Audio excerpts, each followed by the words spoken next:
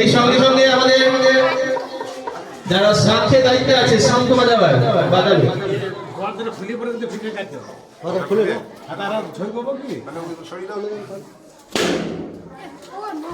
শুভ সূচনা হয়ে গেছে।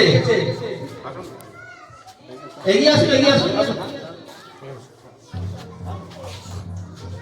দেখছি যে আমাদের মধ্যে একটা নারী আলোচনা হয়, এমন কিছু নতুন সিস্টেমের মধ্যে যদি আমি ছাত্রছাত্রীকে আনতে পারি, বিশেষ করে যেখানে বিদ্যালয়ের শিক্ষক সংখ্যা খুব সীমিত। আর আরেকটা বিক্ষোভ করেছি যে দুটোর পর মিড ডে মিল খাওয়ানোর পর ছেলেকে ধরে রাখা সত্যি খুব কষ্টদায়ক। এবং আমরা বিভিন্ন মিডিয়া পত্রপত্রিকা প্রায় দেখতে পাই কিছু কিছু ওইরকম উদাহরণ আমরা পেয়েছি।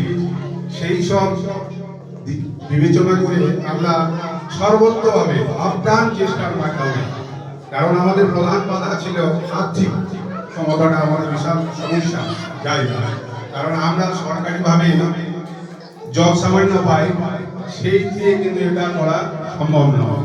এই স্থানীয়ভাবে এবং আমরা শিক্ষকরা সবাই যে যতটুকু ক্ষমতা তারা সাহায্য করেছে, সাহায্যের মাধ্যমে আমরা এই আসনটা উপহার দিতে পেরেছি।